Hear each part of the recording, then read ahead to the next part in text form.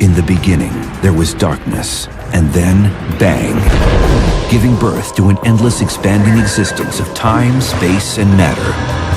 Every day, new discoveries are unlocking the mysterious, the mind-blowing, the deadly secrets of a place we call the universe.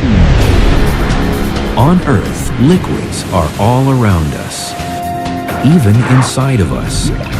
But our world is not like others.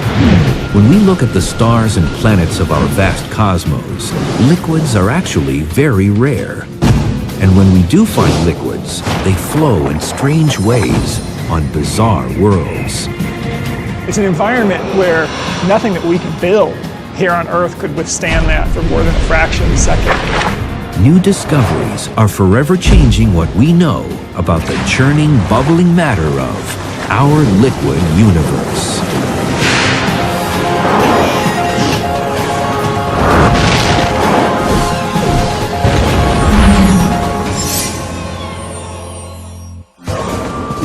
Liquids cover nearly 75% of the Earth's surface. We see them oozing from the ground or falling from the sky. And we manipulate them to power our cities and fuel our engines. But this is not the way of most of the rest of the universe. Liquids only make up a tiny fraction of all matter. Most of the universe consists of gas, either interstellar gas, the gas between the stars, or the gas within the stars themselves, or the atmospheres of planets. The other stuff that exists is solid material. Planets are made out of solid material, but there's really very little liquid. And it's exactly what's most rare in the universe that seems to be the most important. If there were no liquids in the universe, I actually doubt that there would be life, at least life as we know it here on Earth. Looking in other planetary systems, there may be other forms of life that don't use liquidity, fluidity in some way, but right now it's difficult to imagine how that would work. So where in the universe do we find liquids? And what does it take for them to exist at all? Only in certain special locations where the temperatures and the pressures are just right do you get liquids. And one of those special places where the conditions are just right is on Titan, Saturn's largest moon. Titan is wrapped in a thick atmosphere, 50 times denser than Earth's. But underneath the hazy orange sky, dimly lit by a distant sun and dominated by a stunning view of Saturn, lakes glisten. If we had a webcam on Titan and we were just looking out on the scenery, you could think you were on Earth, unless there was a thermometer in the image and you saw that the temperature was hundreds of degrees below zero. A cruel 290 degrees below zero, to be exact. And the liquid isn't water, but rather methane. When we think about the worlds of our solar system, there's only two worlds that have liquids at their surface. Low-density flowing liquids that could form lakes. And that's Earth with water and Titan with methane. But how can something that's a gas on Earth be a liquid on Titan? Titan is certainly not quite Earth, and the biggest difference is really the temperature. Titan is so much further away from the sun that it receives very little energy, and that makes it a very, very cold world. And that means that the same elements that we have on the Earth behave very differently on Titan. You could imagine a scene like this on Titan, but the liquid that's lapping up on the shore is liquid methane, clear, liquid, maybe a very tiny gentle breeze like the one we're feeling here today, with just tiny waves coming up. And the whitish stuff that makes the shore is water ice. It's literally frozen water. It's hard as rock. So when we think of rock and water, on Titan think of water ice as the rock and liquid methane as the liquid. Clearly, at such a low temperature, liquid water turns into solid ice. But which state any type of matter takes, liquid, solid, or gas, has to do with how the individual molecules, its building blocks, are interacting. It's a bit like how a flock of sheep will respond differently to different conditions. These sheep can be thought of as individual atoms or molecules, like molecules of water. And just like molecules of water, they can be in different states. For example, right now they're kind of clustered together. They're not moving around very much. They're penned in. That's like solid water, ice. In a solid, the molecules are really penned in by their nearest neighbors. They're not allowed to move much at all. When water boils and steams into a vapor, it changes phases from liquid to gas. In a gas, the constituent particles, the atoms or molecules, are all wandering around in a kind of chaotic way. And they tend to move faster if the temperature is higher. And sheep wandering around in a wide open field, free to wander every which way they want, they won't necessarily stay together. They might go off in one direction or the other. That's like a gaseous state of sheep. They're far from one another, but there's a lot of space between them. Their motions are unconstrained. But liquid, like water, is magic. It's a state of matter in limbo, somewhere between the rigid structures of a solid and the random scatter of a gas. In a liquid, the atoms or molecules are somewhat constrained by their neighbors. They might pass each other up a little bit, but they tend to flow together. When sheep are in a flock, kind of constrained by the herders and flowing along from one place to another, that can be thought of as a liquid. They can pass each other up a little bit, but they're basically not wandering too far away from their nearest neighbors. They're all going together. They're all going with the flow, so to speak. On Titan, the frigid temperatures keep methane molecules stuck together in a liquid form. They're moving like sheep in a flock. On Earth, methane is naturally a gas, with its molecules floating around like those free-ranging sheep. To transform it to a liquid, so that the methane molecules are like a flock, scientists need to squeeze them together with 300 times normal surface pressure. One of the main uses of methane on Earth is for heating and cooking. And so methane is a great source for power, whether it's heat or some kind of propulsive power. Liquid methane is such a great source of power that NASA is testing it as a potential new rocket fuel. Up and burning, and lift Currently, spacecraft launch into orbit on the backs of fuel tanks filled with liquid hydrogen. Because it's lighter and denser than liquid hydrogen, launches burning methane could be cheaper. And like liquid hydrogen, liquid methane combusts readily because of the presence of oxygen. But on Titan, because the atmosphere lacks oxygen, methane isn't flammable. So Earth has nitrogen and oxygen, Titan has nitrogen and methane. And it's curious that these are the only two worlds in the solar system that have nitrogen as their dominant gas in the atmosphere. So in that sense, Titan is our sister world. Oxygen would be a dangerous explosive gas on Titan because it's surrounded by methane, the same way that methane is a dangerous explosive gas on Earth because we're surrounded by oxygen. On Titan, the liquid methane collects in pools, some as large as the Great Lakes. The lake country on Titan is the northern polar regions. Enormous number of lakes. We see one lake in the south. We don't really understand why all the lakes moved north and left one behind in the south. Why aren't there more lakes in the south? A recent discovery may have provided an important clue. In August 2009, researchers detected a sudden appearance of storm clouds around Titan's equator. This could mean that liquid methane mimics the water cycle on Earth, where water evaporates from lakes in one area and then rains to form lakes in another. In the desert landscapes of Earth, you have occasional cloudbursts where it rains very hard and the water rushes through the dry valleys.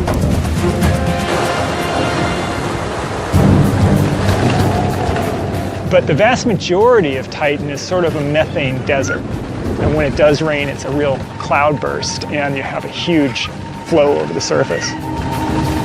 So we actually think that in terms of the ability of methane to erode and carve channels and valleys on Titan, it would be very similar to the ability of water to carve valleys on the Earth.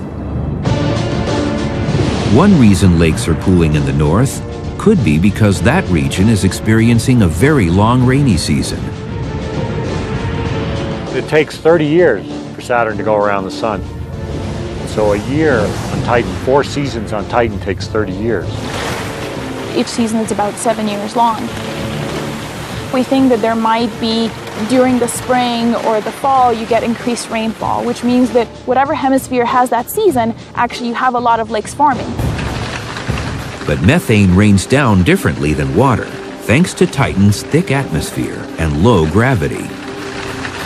Think of big drops, twice the size of raindrops on Earth, falling at a much slower speed, bump, bump, bump. But they'd be freezing cold, very, very cold if they hit your skin. But liquid methane is not liquid water. And anyone who would dare dive into a methane lake would be in for a nasty surprise. It's a rare find in our universe. A world, not Earth, that is home to a liquid. From a distance, Titan's methane lakes seem so familiar and inviting. But this is truly an alien place. First, the temperature of Titan's lakes is hundreds of degrees below zero. And assuming you could survive the cold, swimming in a methane lake would be a shocking experience.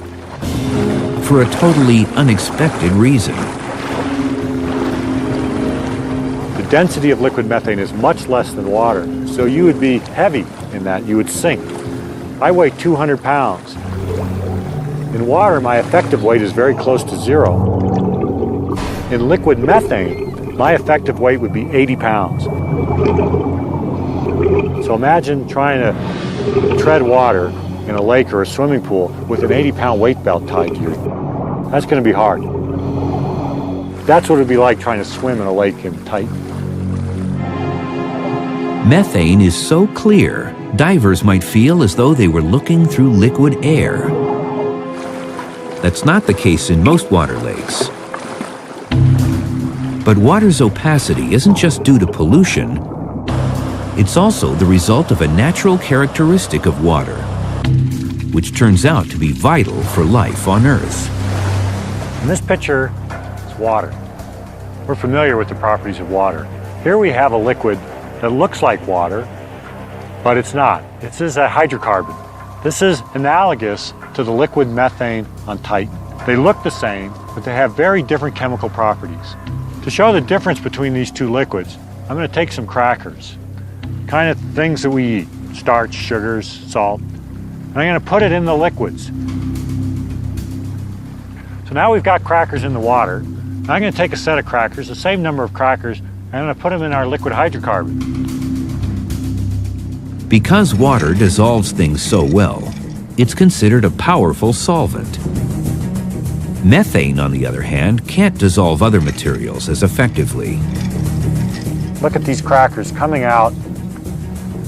This cracker is still as crisp as when we put it in.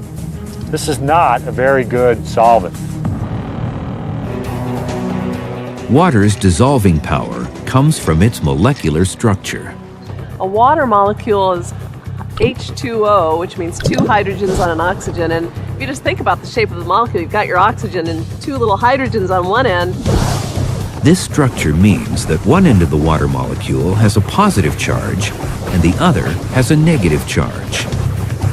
So the little water molecules are like little magnets going around, stirring things up, repelling some things, attracting other things. By contrast, methane is a weak solvent. Methane is a carbon with 4 hydrogens on all sides. It's even, it has no polarity. It won't break up other molecules. Since water dissolves what it contacts, it can turn itself into a rich and sometimes murky soup. So here in water, organisms that have evolved to live in a rich soup like that, they're going to be small and compact. And that's what we see on Earth. Microorganisms are small and compact. They can get their nutrients from the water. But methane could be an appealing liquid for a different kind of life form. Imagine an organism on Titan looking at Earth and seeing the liquid water. It would just be appalled that anything would want to live in such a reactive, hot, aggressive liquid. And it would think, geez, that can't be life on Earth. The liquid there is much too difficult to manage. Any alien visitors might immediately be drawn to Titan or Earth because liquids flow right on the surface. Over 300 million trillion gallons of water slosh around on Earth alone. But that might not impress interstellar travelers very much, because none of Earth's 7 seas are the biggest or deepest oceans, even in our solar system. Jupiter, the 5th planet from the Sun, conceals an immense and bizarre liquid sea beneath its mysterious clouds. Reaching this liquid would require a spacecraft far beyond the limits of modern technology. It would have to somehow withstand incredible pressures and, more importantly, be able to stand up under temperatures that are much hotter than the surface of the Sun.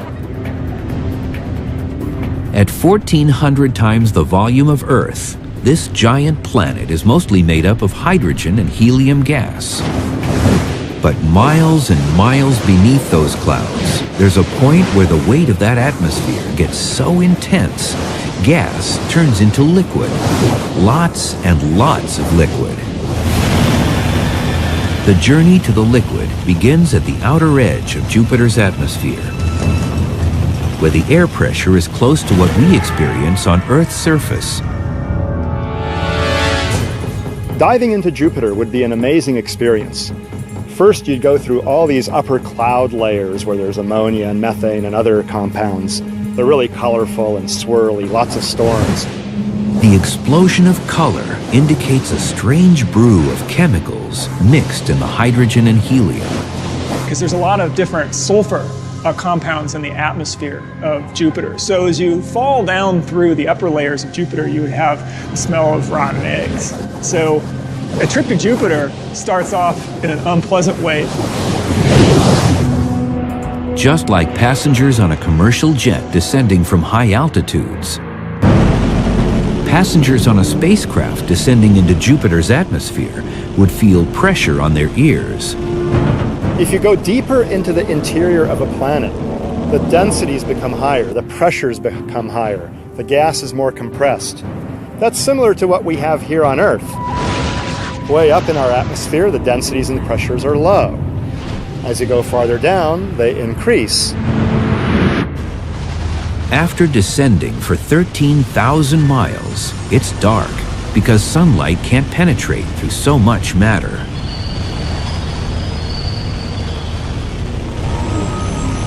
At last, the darkness lifts. Light streaming from Jupiter's ocean lies just below. You don't splash down onto the sort of the liquid ocean of Jupiter in the same way that you splash down on Earth. It's much more like you're going through a steam that becomes denser and denser and denser until it's indistinguishable from a very, very hot liquid. The liquid is hydrogen. This steamy sea, stretching from horizon to horizon, is what passes for the surface of Jupiter.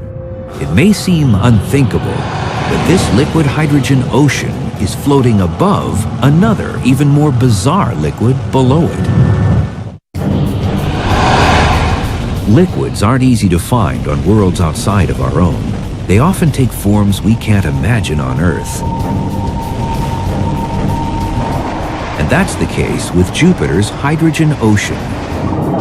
Strange as it may seem, the most abundant liquid in the universe is liquid hydrogen.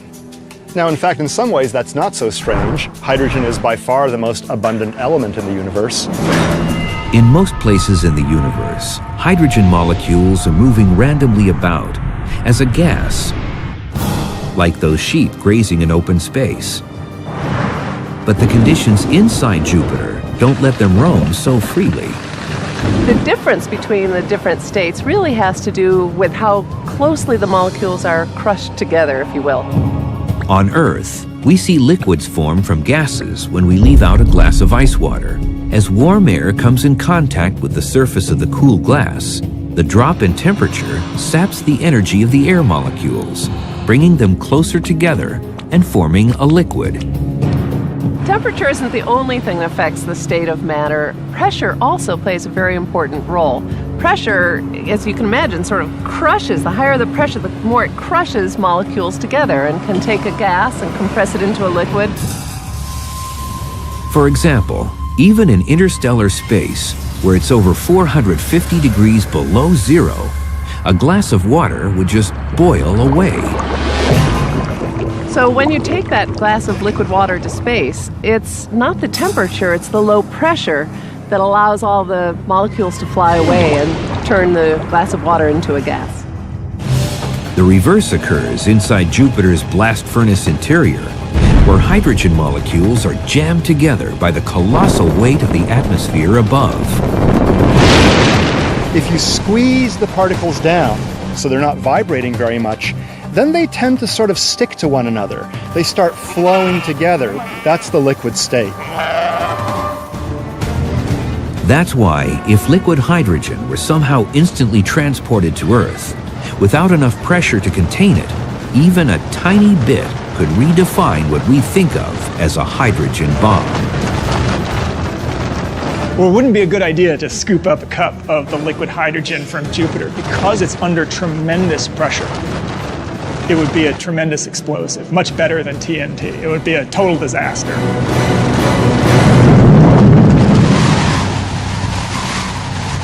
Inside Jupiter's liquid hydrogen ocean, it's over 17,000 degrees, hotter than the surface of the sun. The bluish glow at these depths signals that we've reached another type of liquid. It's still hydrogen, but in a very special form called metallic liquid hydrogen. It's brighter than the surface of the sun and far, far bluer than the surface of the sun. It's an environment where nothing that we can build here on Earth could withstand that for more than a fraction of a second.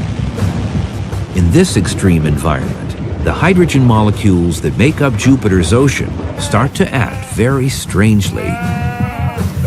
The molecules of the regular liquid hydrogen ocean are like those sheep, moving as a flock. Or better yet, more like what's happening inside of an amusement park, when bumper cars are streaming around a rink. So what makes a liquid is the ability of the atoms or the molecules to slide past each other. The atoms are free to move and they jostle around, much like these bumper cars here at this bumper car rink. They can't fly freely, but they are changing their neighbors all the time. Inside each hydrogen atom, whether it's in a gas or liquid form, a single electron is bound to its nucleus, buckled into the driver's seat of its own atomic bumper car. But at the surface of Jupiter's metallic liquid hydrogen, a depth where the pressure reaches 3 million times what we experience on Earth's surface, the hydrogen molecules are freaking out. The liquid hydrogen actually becomes liquid metallic hydrogen. Now, what I mean by that is that the liquid hydrogen starts conducting electricity and heat really well. Inside Jupiter's metallic liquid hydrogen, electrons are jumping from molecule to molecule, splitting away from their own nucleus and finding another home. They're carrying electric charges efficiently from one place to another. And the transport of electric charges, that's the current. That's what allows current to flow. And you sure wouldn't want to be there if someone were to discharge a big bolt of lightning or something like that, because that electricity would travel easily through the liquid metallic hydrogen, zapping you completely, frying you. The closest thing to metallic liquid hydrogen on Earth is liquid steel. When they pour the liquid steel out of the cauldron. It's glowing hot, it's flowing, it's conductive of electricity. That's very much like the interior of Jupiter would be like if you could be down there. Inside Jupiter, the metallic liquid hydrogen is different from the regular liquid hydrogen because it's conducting electricity. So the fact that the electrons are able to flow freely inside means that you can have strong electric currents in the interior of Jupiter. And whenever you have a fluid that has strong electric currents, then it will create a magnetic field.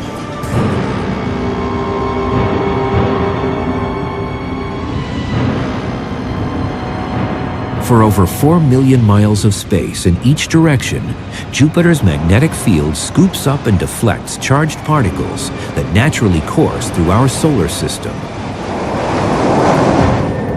But the largest and most powerful magnetic fields in the universe shoot out from curious stellar corpses known as neutron stars. These magnetic fields may also be generated by liquid. However, the interior of a dead star seems like the last place you'd expect to find anything flowing. A neutron star is like a big hunk of neutron material, just packed as tight as it can be. We call that matter degenerate because it can't get packed any tighter. Most materials, you push on them, they get denser. You push on them harder, they get denser. Not a degenerate material. You push on it, it's not going anywhere. Neutron stars are roughly 12 miles in diameter, about the size of a large city. Neutron stars are so massive, and the mass is compressed into such a tiny region that it basically has started to warp space itself. Visiting its surface is impossible. Anything that you could build out of ordinary material would be immediately flattened and crushed on the surface of a neutron star. Neutron stars, the gravity is so high that even the highest mountain range on a neutron star is just measured in literally millimeters. Could liquid possibly exist inside this hostile environment? Surprisingly, the answer may be yes. Some scientists believe that neutron stars are not solid to the core. In fact, their interiors may be moving so freely they could be filled with something called superfluids, liquids with no thickness or viscosity. Viscosity is a measure of how resistant a fluid is to flowing. So a low viscosity material like water flows very easily. I mean, you can see how quickly it falls into this bowl. But honey, on the other hand, is very viscous and it flows more slowly. The thicker a fluid is, or the more viscous, the less it flows, the less things can move around in it. A superfluid has zero viscosity, a liquid so thin it never stops flowing. So in the bizarre fluid inside a neutron star, it has what we call a superfluid property. And so what that means is that if you start up some sort of current, you're able to start up a vortex inside a neutron star, then it will just keep going and going and going, and it won't die out. There's no viscosity that causes these currents to dissolve away. Some neutron stars spin like tops, rotating several times every second. And just like the metallic liquid hydrogen works for Jupiter, a superfluid interior sloshing energetic particles around spawns a massive magnetic field, except that a neutron star's magnetic field is millions of times more powerful. Our planet has its own liquid churning deep inside. Although no one has ever seen it, life on Earth wouldn't exist without it. Life as we know it wouldn't exist without liquids. On Earth, you might think it's water that's most critical. But there's another earthly liquid that's just as vital. 1,800 miles below the Earth's surface, where it's a scalding 7,000 degrees, a sea of liquid iron over 1,000 miles deep engulfs the solid inner core of our planet. But how can scientists be sure what's inside the Earth? That's exactly what Gina S. from Danbury, Connecticut wanted to ask the universe when she texted us. How do we know the Earth has an iron core if we've never seen it? Thanks for the question, Gina. It turns out that scientists can often infer things indirectly, even if they can't see them directly. For example, we know that the Earth has a liquid iron outer core and a solid iron inner core because Earth has a big magnetic field. And motions in this electrically conducting liquid iron core are what produce the magnetic field. Without a magnetic field, life on Earth's surface would suffer. If it didn't exist, then all these charged particles coming from the sun and from outer space would go zipping through our atmosphere and interact with living cells, causing lots more cancerous mutations. Unlike at the core, the conditions at the Earth's surface freeze iron into a solid so strong we turn to it when we need to construct tall office towers or long bridges. But in distant corners of the galaxy, there are worlds so naturally hot and dense that iron is nothing more than a steamy drizzle. They're out there, mostly overlooked and misunderstood. Too big to be planets and too small to be stars. They're known as brown dwarfs. These objects are like supersized versions of Jupiter, gas giants, except up to 75 times more massive. Brown dwarfs, in a sense, are failed stars. They didn't have enough mass ever to produce sufficiently high temperatures and pressures in their interior to ignite normal hydrogen and burn it for a long time. But these objects are still very hot, and despite their names, not brown. If you were right there, it would be glowing sort of a cherry orange red. A lot of heat coming off, so you would get burned in the vicinity of a brown dwarf. These objects are so hot that brown dwarf clouds aren't made of water vapor like on Earth, but rather gaseous iron vapor. In the interior of the brown dwarf, where the pressures are sufficiently high, the gaseous iron can condense into a liquid and can actually rain down as liquid droplets of iron. That is really cool. That's right, it rains iron on brown dwarfs. Fortunately, we don't have iron rain here on Earth, but if we were to have it, it wouldn't be very pleasant at all. There'd be these hot blobs of iron hitting your head and your cheeks and your arms and burning them, scalding them, and plus being pretty heavy. You know, if you get hit by a rapidly moving droplet of iron, that wouldn't feel very good. Liquid iron never falls on Earth, but it might be happening right now, all across the universe. Our galaxy is really teeming with brown dwarfs. There's tens of billions of brown dwarfs in our galaxy, almost as many as there are actual stars. But our galaxy is also flooded with smaller worlds, rockier and cooler, more like Earth. One of the most amazing things that happened recently that we found the first planet that could potentially have water on its surface. The planet is in a solar system orbiting a star named Gliese 581, about 20 light years from Earth. The fourth planet out, Gliese 581d, circles so close to its star that one of its years lasts just 66 days. But that's a good thing if we want to find a planet with water on its surface, because Gliese 581 is smaller and cooler than our Sun. Estimates have revealed Gliese 581d to be 10 times more massive than Earth, with a diameter that is twice as wide. Some scientists think that what makes up that extra mass could be mostly gas.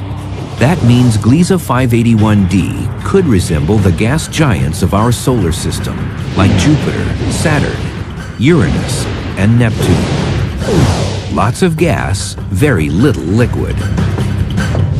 But others believe that Gliese 581d is different, more like Earth. We think 10 times Earth's mass. you can make out by just piling rocky material together. So just make it something that we call a super Earth. It could be a mini Neptune too. The jury is still out. But it's the first one that could be like Earth, just bigger.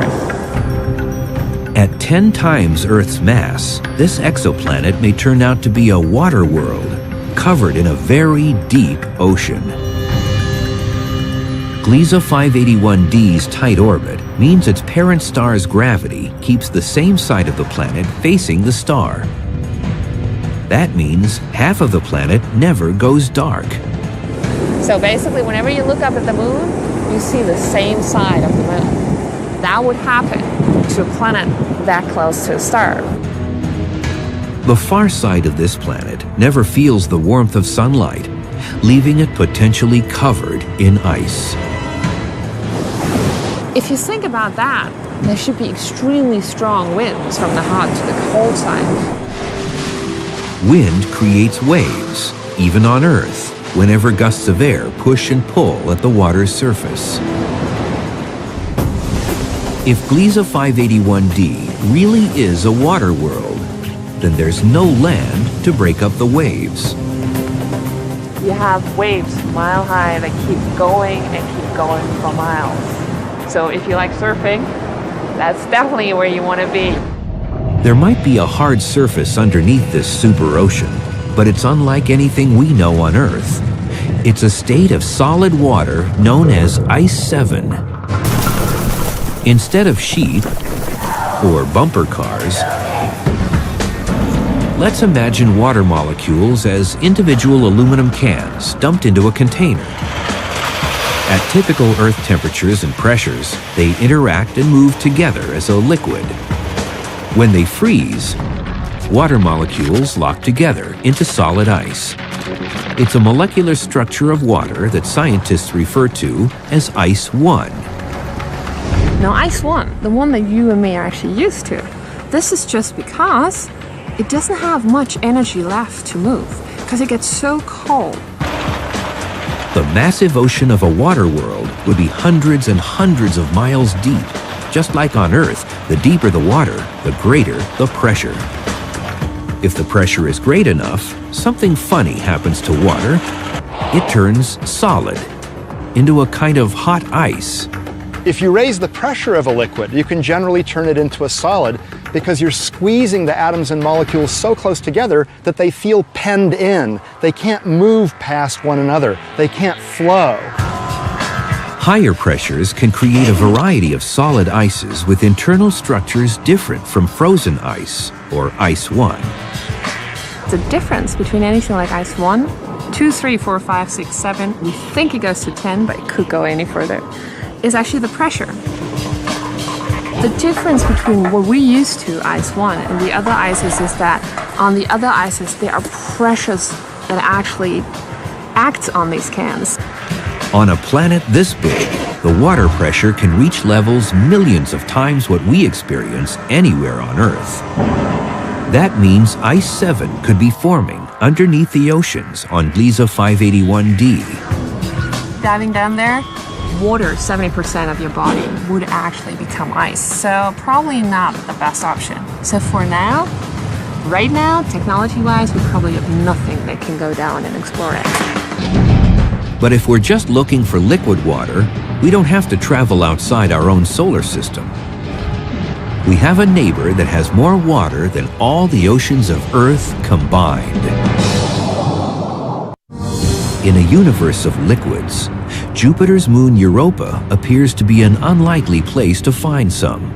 It's an Arctic wasteland, sheathed in water ice and riddled with cracks. It's like looking down on ice floes in the Arctic or Antarctic. See cracks that have been just offset from one another and suggesting that the surface is kind of floating around on top of a liquid underneath. And it's not just a splash of water either. Beneath a layer of ice 60 miles thick lies an ocean 60 miles deep. That's deep. That's a lot of drilling you would need to do if you're going to go ice fishing on Europa. Smaller than our moon and nearly 3 times farther away from the sun, As tiny Europa orbits, it passes through Jupiter's magnetic field. But it's another mighty Jovian force that keeps a world so far from the sun from being frozen solid. It gets energy from the gravitational tug of Jupiter. Jupiter is very massive, and it pulls tides on Europa much the way the moon pulls tides on Earth. Jupiter's gravity teams with the tugging and shoving of the other satellites in nearby orbit to mash and stretch Europa. The resulting friction heats and melts the moon's interior. What's left, ground up inside Europa, is salt water. It's mainly H2O, plain old water, but dissolved in it are salts and other materials, just like our ocean has salts and minerals and things dissolved in them. The best analogy for the water on Europa would be water from the Dead Sea in Israel, where you have a very, very high concentration of salt.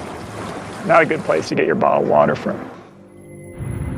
Liquids can turn up in the most unexpected places, and none may be more surprising than a recently discovered liquid nearly as old as time itself. 14 billion years ago, the universe began as an infinitesimally small point when it erupted in a cosmic explosion known as the Big Bang. It rushed outward, expanding and expanding, exotic particles and gases cooling and coalescing into stars, then solar systems and galaxies. But let's rewind the clock to a time just after the Big Bang, before protons and electrons combined to form the first atoms.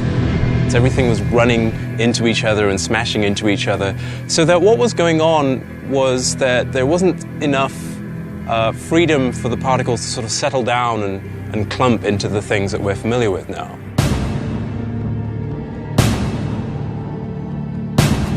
The early universe was like a featureless desert, burning at a temperature of 1,000,000 billion degrees. A random collection of particles known as quarks and gluons. Quarks and gluons are the fundamental constituents of the nuclei that make up our atoms. Actually, in the first 10 millionth of a second of the lifetime of the universe, there was a phase of the universe where it was all quarks and gluons. New simulations of the conditions of the early universe have revealed that the individual quarks and gluons were not flying about randomly as a gas, as would be expected in those conditions. Instead, they were connected and flowing like a liquid. A really good example of this is sand. What I have here is a handful of sand, and it's made of lots of little particles, which are essentially like tiny rocks or stones. But how they interact with each other is what determines how lots of them move together to give you something that's much more like a fluid flow than it is the behavior of a solid. And so much the same thing is going on with quarks and gluons in that situation where they're colliding. And that was probably the same sort of behavior that was going on in the very early universe. You'll see patterns in the sand that look like ripples on the surface of an ocean in response, for example, to the wind, and responding in a way that's much more fluid-like or liquid-like than it is as a solid. Ripples are traces left behind by some kind of disturbance. In a liquid state of matter, ripples spread easily throughout the whole. That ability to communicate disturbances may have some imprint on the ultimate fate of the universe. In that critical, chaotic moment after its creation, the fluidity of our early universe's liquid state was already beginning to show signs of a grand future. So there'll be some parts of the fluid that are slightly more dense than other parts, and we'll be able to see patterns beginning to form that will ultimately become the structure that we see in the late universe. Fluid motion is stitched into the fabric of space and time. So the next time you sip soda through a straw, dive into a pool, or watch raindrops sprinkle into puddles, know that you are witnessing our universe when it is most alive.